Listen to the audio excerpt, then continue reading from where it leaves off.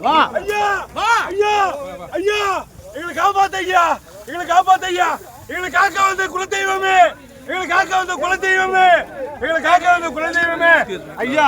எங்க பைத்தெல்லாம் பாருங்க ஐயா, எங்க பொண்டாட்டி புள்ள நகரெல்லாம் அனுபவிச்சு ஐயா ஐயா ஐயா, எங்க பொண்டாட்டி புள்ள நகையெல்லாம் அனுபவிச்சு